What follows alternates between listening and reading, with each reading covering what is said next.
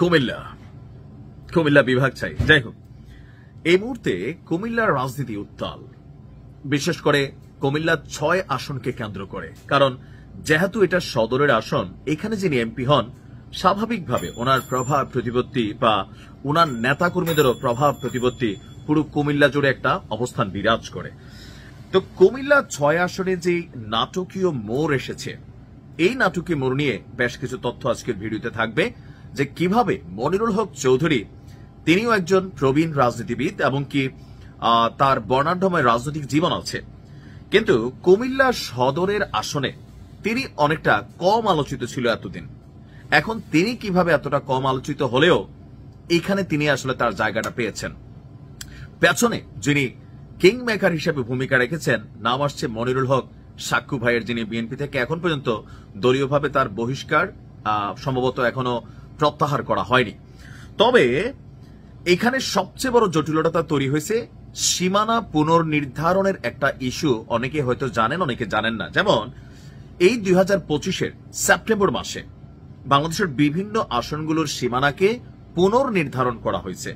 এখন পুনর্নির্ধারণ করার আগে কুমিল্লার এই সদরের আসনটা ছিল কুমিল্লা সদর, সেনানিবাস, তারপর হচ্ছে আপনার এখানে কি বলে যে উপজেলা সহ সিটি কর্পোরেশন সহ ধরা হইতো। কিন্তু এইবার সীমানা পুনর্নির্ধারণের কারণে কুমিল্লার সদর দক্ষিণ যে অঞ্চলটা, এইটা আমাদের সদরের সাথে কানেক্ট হয়ে গেল। সদর দক্ষিণ এতদিন আলাদা ছিল, সম্ভবত কুমিল্লা 10-এর আসন ছিল, কিন্তু সেইখান থেকে এটা চলে আসলো কোথায়? কুমিল্লা 6-এ। আর যিনি এখন বিএনপির এই মনোনয়নটা পেলেন, মনিরুল হক চৌধুরী, তিনি বেসিক্যালি এর আগে অতীতে সম্ভবত কুমিল্লা 10 আসন থেকে বেশ কয়েকবার নির্বাচিত হয়েছেন। এখন যেহেতু সীমানাটাকে পুনর্নির্ধারণ করা হয়েছে, সেই কারণে এখানে কিন্তু একটা সমীকরণ বদলাই গেল। আমি দেখাচ্ছি সমীকরণটা কিভাবে বদলাইলো। মনিরুল হক চৌধুরীর জন্মস্থান হচ্ছে কুমিল্লা সদর দক্ষিণ উপজেলার নোগ্রাম নামক গ্রামে। বয়স কিন্তু কম হয় নাই, 1946 সালে তিনি জন্মগ্রহণ করেছেন। এমনকি রাজনৈতিক জীবনেও বর্ণাঢ্যময় অতীত ইতিহাস আছে। ওনার রাজনৈতিক জীবন যদি আমরা দেখি, 1974 থেকে 1975 পর্যন্ত তিনি বাংলাদেশ ছাত্রলীগের সভাপতি ছিলেন। পরে জাতীয় পার্টি হয়ে বাংলাদেশ জাতীয়তাবাদী দলে যোগ দেন। জাতীয় পার্টির পক্ষেও তিনি সংসদ সদস্য নির্বাচিত হয়েছিলেন।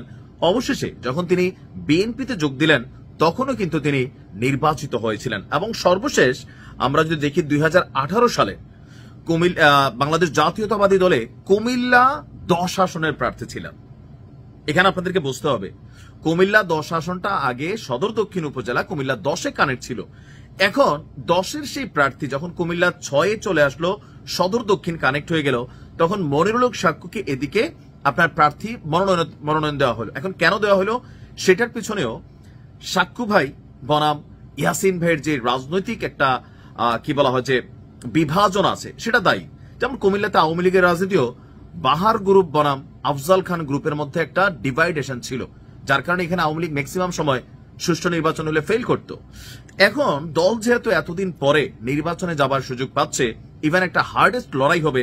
অপরদিকে হাজী ইয়াসিনকে যদি মনোনয়ন দেওয়া হয়, তাহলে সাক্কু ভাই তিনি আবার আলাদা নির্বাচন করবেন এমন একটা ঘোষণা কিন্তু দিয়েছিলেন স্বতন্ত্র থেকে। যেহেতু তিনি দল থেকে বহিষ্কার আছেন, সো তিনি দলের কোনো নীতি নির্ধারণী মানতে বাধ্য না। আর সাক্কু ভাইয়ের যে ফ্যান বেস আছে, বেশ কয়েকবার মেয়র থাকার কারণে কুমিল্লাতে দলের বাহিরেও ওনার বিশাল একটা সাপোর্টিং ভোটার কিন্তু আছে। আর ওই ভোটারদের সাপোর্টের কারণেই সাক্কু ভাই কিন্তু একা একা নির্বাচনের বক্তব্য স্ট্রেট দিয়ে দিয়েছিলেন। সেখান থেকে দলের বেশ কয়েকটা জরিপ ছিল, বিভিন্নভাবে এই জরিপগুলো দিয়ে নিশ্চয় দল ফিল করছে যে ভাই দেখো, এখানে ইয়াসিনকে দিলে সাক্কু বিদ্রোহ করবে, আবার সাক্কু ভাইয়ের তো দেওয়াই যাবে না, তো এখানে আসনটা আসলে হারাই ফেলবে। সেই কারণে হাজী ইয়াসিন সাহেবকে না দিয়ে সাক্কু ভাইয়ের তো দেওয়ার সুযোগও নাই, তিনি দল থেকে আপাতত বহিষ্কার। এইখানে যে কৌশলটা বিএনপি করলো, 10 আসনের যে আগের প্রার্থী মনিরুল হক চৌধুরী, তিনি ভাই সদর দক্ষিণ উপজেলায় বিশাল তিনি পরিচিত, তিনি তার ভোট ব্যাংক আছে, একচেটিয়া ওনার এখানে আধিপত্য আছে। কিন্তু আমাদের এই কুমিল্লা 6-এ মনিরুল হক চৌধুরী তিনি অনেকটা নতুন। এখন তিনি এই যে নতুন ক্যারেক্টার হিসেবে দল তাকে মনোনয়ন দিল, কোন জরিপে দিল যে এই অঞ্চল ওনার ভোটটা কতটুকু আছে? বেসিক্যালি এইখানেও একটা সমীকরণ কিন্তু হয়েছে। বলা হয়ে থাকে কিং মেকার হিসাবে এখানে ব্যাকগ্রাউন্ডে যিনি ভূমিকা পালন করেছেন মনিরুল হক সাক্কু। তিনি মনিরুল হক চৌধুরীকে নিয়ে বেশ কয়েকটা বক্তব্য দিয়েছেন। আর এখানে মনিরুল হক চৌধুরী তাহলে ভোট পাবে কোথায়? প্রথমত দলীয় ভোট, দলের বাইরে এখানে কেউ যেতে পারবে না, এটা দলীয় সিদ্ধান্ত। মনোনয়ন বদলানোর সম্ভাবনা এটা 1%। কেন বললাম?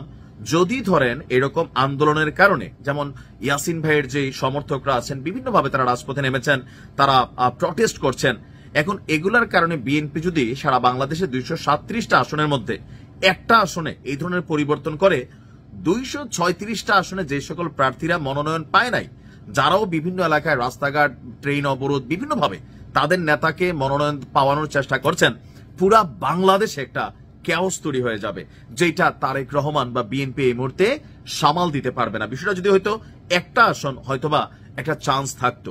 কারণ আমি গতকালকে ভিডিওটা যখন করছি, এরপরে অনেকেই বিএনপির অনেক প্রথিতযশা ব্যক্তিত্ব, রাজনীতিবিদ আমার সাথে কথা বলেছেন এবং কি এখানে সার্বিক সমীকরণ আমার সামনে নিয়ে আসছেন যে ভাই আপনি এই বিষয়গুলো হয়তো তথ্যগত আগের ভিডিওতে আপনি দেন নাই, যার কারণে আমি দ্বিতীয় ভিডিওটা করছি। তো সেখান থেকে পুনরায় মনোনয়ন পাওয়ার সম্ভাবনা যেটা, সেটা 1%। কারণ একজনকে যদি আবার বদলায়, সারা বাংলাদেশ এটাকে এক্সাম্পল নিয়ে আসবে, ভাববে যে না একজনকে যেহেতু দিছে আমরাও পাবো। সো সেই ক্ষেত্রে মনোনয়ন বদলানোর কিন্তু সুযোগ নাই। তাহলে বিএনপি দলীয়গতভাবে এখন যারা মানে বিভিন্ন পদ পদবিতে আছেন, তারা চাইলেও দলের সিদ্ধান্তের বাইরে গিয়ে কোনো কিছু করতে পারবেন না। ধরেন হাজী ইয়াসিন সাহেব তিনি স্বতন্ত্র নির্বাচন করার সিদ্ধান্ত নিলেও নিতে পারেন, কিন্তু নিতে গেলে তো তিনি আবার দল থেকে বহিষ্কৃত হবেন। সো আমার মনে হয় না যে তিনি এই রিস্কটা নিবেন। আর সাক্কু ভাই তিনি আসলে নির্বাচন করবেন না, কারণ মনিরুল হক চৌধুরী সদর দক্ষিণের কিং হইলে সদরের কিং হিসাবে কিন্তু একটা সাক্কু ভাইয়ের অবস্থান আছে। সদরে দুইটা কিং, একটা কিং কিন্তু সাক্কু ভাই আর একটা ইয়াসিন ভাই। তো এই কিং ধরেন কুমিল্লা শহরে বা কুমিল্লা 6 যদি ভোট থাকে বিএনপির 40% ফর এক্সাম্পল, তাহলে এখানে 20% বা 18% ভোট হচ্ছে ইয়াসিন ভাইয়ের, অথবা 18% ভোট হচ্ছে সাক্কু ভাইয়ের। একজনের 2% বেশি হবে কম হবে। তার মানে কুমিল্লাতে যদি স্বতন্ত্র প্লাস বিএনপির নির্বাচন হয়, ইয়াসিন ভাই বনাম সাক্কু ভাই হয়, তাহলে এখানে বিএনপি সিটটা হারাবে। সো দল হিসাবে বিএনপির যারা সমর্থক তারা তো ভোট দিতেই হবে, বা দিবে না হয়তো মনিরুল হক চৌধুরীকে। এর পাশাপাশি সাক্কু ভাইয়ের যে রিজার্ভ ভোট ব্যাংকটা আছে, দলীয় পরিচয়ের বাইরে দীর্ঘদিন কুমিল্লাতে তিনি রাজনীতি করার কারণে ওনার একটা অবস্থান আছে, এটা কুমিল্লার মানুষ ভালো করে জানেন। তো সেই জায়গা থেকে ওনার একটা স্পেশাল ব্যাকআপ এটা কিন্তু মনিরুল হক চৌধুরী পাবেন। অপরদিকে সদর দক্ষিণের যে ভোটগুলো একচেটিয়া পাবেন, আর সদরের যে ভোটগুলা এখানে বিএনপি দলগতভাবেই মনিরুল হক চৌধুরীকে ভোট দেবে, কারণ মার্কা দেখে ভোট দেয়। আর হাজী ইয়াসিন সাহেব সম্ভবত স্বতন্ত্র দাঁড়াবেন না। সো মনিরুল হক চৌধুরীর জন্য রাস্তাটা সোজা। ফর এক্সাম্পল আমরা ধরে নিলাম তর্কের খাতিরে যে ইয়াসিন ভাই সিদ্ধান্ত নিলেন তিনি স্বতন্ত্র করবেন, কিন্তু নির্বাচনটা ওনার জন্য কঠিন হবে। কেন? কারণ কুমিল্লাতে যে 2 সিংহ বিএনপির 1 সিংহ, তিনি অলরেডি এই সিংহকে সাপোর্ট দিবেন না, দিবেন মনিরুল হক চৌধুরী। এমনকি বলা হয়ে থাকে যে টোটাল প্রসেসিং এর, টোটাল সিস্টেমের, এই যে ঢাকা নিয়ে বৈঠক হয়েছে, মিটিং হয়েছে, মনিরুল হক সাক্কুকেও কিন্তু মির্জা ফখরুল ইসলাম সালামকে ডেকে নিয়েছেন, তারেক রহমান কথা বলেছেন। সো এখানে একটা সেটআপ এরকম ছিল, বোঝাই যাচ্ছে যে মনিরুল হক সাক্কু তিনি আসলে মনিরুল হক চৌধুরীকে সাপোর্ট দিচ্ছেন। দেন দল চিন্তা করছে 10-এর লোক 6-এ পাঠাই দেই, আমাদের আসনটা দরকার। আর দল হিসেবে বিএনপি এমনিও একটা ভোট পাবে, যেখানে ইয়াসিন বনাম সাক্কু দুজনকে একটা লড়াইয়ে না দিয়া থার্ড একজনকে এখানে দেই। তো মনিরুল হক সাক্কু আর মনিরুল হক চৌধুরী নাও দে আর এ টিম। এবং সদরের ভোটগুলোর জন্য দলীয় সাপোর্টিং এর বাইরে মনিরুল হক সাক্কুর যেই সাপোর্টিং, এটা কিন্তু একটা বড় ভূমিকা রাখবে। কেউ কেউ বলছেন যে মনিরুল হক সাক্কুর সাপোর্টই আসলে মনিরুল হক চৌধুরী তিনি কুমিল্লার আসনটাকে বিজয়ের স্বপ্ন দেখছেন। কুমিল্লাতে আমরা ছোটবেলা থেকে যখন কলেজ পলিটিক্স করছি, বন্ধু বান্ধব আজকে যারাই রাজনীতি করে, জামাত, শিবির, তারপরে ধরেন বিএনপি, আওয়ামী লীগ বা জাতীয় পার্টি, আমরা কিন্তু আমাদের যে বয়সটা হচ্ছে 40, তো আমাদের ফ্যান বেস যারা, তারাই কিন্তু এখন বিভিন্ন দলের বড় বড় নেতৃত্বের পর্যায়ে আছে। এটা হচ্ছে প্র্যাকটিক্যালি। সো কথাবার্তা তো হয়। গতকালকের ভিডিওর পরে অনেকে বিভিন্নভাবে আমাকে ফোন দিয়েছেন, কথা বলেছেন যে বাস্তবিক অর্থে কেন আসলে মনিরুল হক চৌধুরী এখানে পাইলো, প্যাচটা কোথায় লাগলো, শুধু কি সাক্কু ভাই চাইলেই মনিরুল হক চৌধুরী এখানে ঢুকতে পারলো না, ওই যে সীমানা পুনর্নির্ধারণের কারণে মনিরুল হক চৌধুরী এখানে ঢুকার সুযোগ হলো। আর কুমিল্লার বিএনপির এই সিটটাকে, 6 আসনের সিটটাকে ধরে রাখার জন্য বিএনপির কেন্দ্রীয় কমিটি এখানে এই চালটা চালছে। এখন স্বাভাবিকভাবে যারাই রাজনীতি করে প্রত্যেকেরই রাজনৈতিক ক্যারিয়ারে একবার এমপি হওয়ার খায়েশ এইটা আসলে থাকেই ভাই। লাইক ইয়াসিন ভাইয়ের মতন যারা আছেন, সাক্কু ভাইয়ের মতন যারা আছেন, তারা কিন্তু স্বপ্ন দেখে যে একটা বার জীবনে তো এমপি হইতে হবে। তাই না? তো সেই জায়গা থেকে সর্বোচ্চ চেষ্টা করেন। আর এখন দল আসলে কি সিদ্ধান্ত নিছে, কি নির্ধারণী দিছে ভেতরে ভেতরে, সেটা তো আমাদের জানার সুযোগ নেই। তবে এখানে সবচেয়ে জরুরি হচ্ছে বিএনপির জন্য এই মুহূর্তে যে এই আসনটাকে তারা হারাবে নাকি জিতাবে। এখন জিতাইতে হলে দলের যে সিদ্ধান্ত সেটাকে আপনার মানতে হবে। বিদ্রোহী প্রার্থী হইতে গেলে দল থেকে বহিষ্কার হয়ে যাবে, আর দল থেকে বহিষ্কার হয়ে গেলে এই মুহূর্তে এটা খুবই একটা কঠিন সিচুয়েশন তৈরি করবে দলের জন্য এবং যিনি বিদ্রোহী প্রার্থী হবেন। তা আমার মনে হয় যে যে আন্দোলন হচ্ছে এগুলা সম্ভবত থেমে যাবে। দিন শেষে মনিরুল হক চৌধুরীর পেছনে মনিরুল হক সাক্কুই ছিলেন main supporter, main king maker.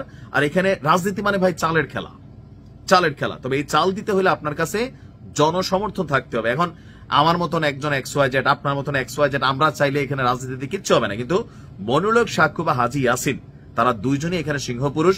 দুইজনে দুই দিকে মোড় নিলে এখানে যে কোনো কিছু নকশা বদলাইতে পারে। তবে বিএনপির সমীকরণটা দলীয় ভোট প্লাস ব্যাকআপ হিসাবে মনিরুল হক সাক্কু তিনি নিশ্চয়ই এখানে একটা বড় ভূমিকা রেখেছেন। যদিও সামনে আসেন নাই, কিন্তু ওনার যে গণমাধ্যমে দেওয়া সাক্ষাৎকার, বিভিন্ন বক্তব্যে স্পষ্ট যে মনিরুল হক চৌধুরী সাক্কুর পায়ের উপর ভর করে এই 6 আসন জিতার স্বপ্ন দেখছেন। আমি ইয়াসিন ভাইয়ের যে বক্তব্য গতকালকে শুনেছি, তিনি এখনো ফাইনালি সিদ্ধান্ত দেন নাই যদি এই মনোনয়ন না বদলানো হয় তিনি কি করবেন। তবে আমার ধারণা ইয়াসিন ভাই ভদ্রলোক মানুষ, রাজনীতিতে খুবই তিনি হয়তো দলের বিরুদ্ধে গিয়ে কোনো সিদ্ধান্ত নেবেন না। আর আমি আমার ব্যাপারে একটা কথা বলি ভাই, আমি এই রাজনৈতিক নিউজগুলো করি প্রায় আজকে 7-8 বছর। আমি কখনো কোনো দলের পক্ষে সরাসরি বা কোনো নেতার পক্ষে সরাসরি দালালি করি না। কেউ আমার টাকা দিয়ে কোনো একটা রাজনৈতিক নিউজ করাইছেন, এটা প্রমাণ করতে পারলে কান কাটিয়ে ফেলবো। আমার কাছে যেটা ভালো মনে হয়, আমার কাছে যেটা মনে হয় যে বিচার বিশ্লেষণ করে আমার ক্ষুদ্র মস্তিষ্কে হয়তো অনেক সময় লেকিংস থাকে, অনেক সময় টুকিটাকি ভুলও হয়, আমার পারসেপশন সবসময় সঠিক হবে তাও না। আমি আমার মতন করে কথা বলি। এখন এটা মাঝে মাঝে আপনার পক্ষে যেতে পারে, আপনার নেতার পক্ষে যেতে পারে, নেতার বিপক্ষে যাইতে পারে, বাট এখান থেকে আমার আলাদা কোনো রকম অ্যাডভান্টেজ নাই। আমি সর্বশেষ যে তথ্যটা দিয়ে ভিডিওটা শেষ করবো সেটা হচ্ছে, গতকালকে অনেকে বলছিলেন যে আমি ভিডিওতে বলছি যে কুমিল্লার সব নেতাকর্মীদের ইয়াসিন ভাই পালছেন। এটা কিন্তু বলিনি, আপনারা ভিডিওটা ভালো করে শুনবেন। আমি বলছি ওনার সমর্থকদের দাবি। তো এটা তো বাংলাদেশের রাজনৈতিক কালচার যে ইয়াসিন ভাইয়ের যারা সমর্থক আছেন, ফলোয়ার আছেন, তারা যখন মামলা খাইছে, তারা যখন জেলে ছিল, তাদের পরিবারের দায়িত্ব উনি পালন করছেন। সাক্কু ভাইয়ের যারা ফলোয়ার আছে, কর্মী আছে, তারা যখন মামলা খাইছে, জেলে ছিল, তাদের পরিবারের দায়িত্ব তিনি দেখছেন। মনিরুল হক চৌধুরীর যারা কর্মী আছেন, ফলোয়ার আছেন, তাদেরটা তারাই দেখবেন। আমরা রাজনৈতিকভাবে এখনো এতটা উদার হইতে পারি নাই যে আমার দল করে নাই, আমার গ্রুপ করে নাই। দল করছে কিন্তু আমার গ্রুপের না, তার বিরুদ্ধে আমরা পজিটিভ হাত বাড়ানো এই রাজনৈতিক শিষ্টাচার এখনো আমরা পাই নাই, বাট আশা করি পাবো ভবিষ্যতে। যাই হোক, আলোচনাটা অনেক লম্বা হলো, কারণ কুমিল্লার মানুষ আমার এই নিউজটা দেখবেন। আমি বিস্তারিত বিশ্লেষণ করে এখানে বোঝানোর চেষ্টা করেছি। ভালো থাকুন।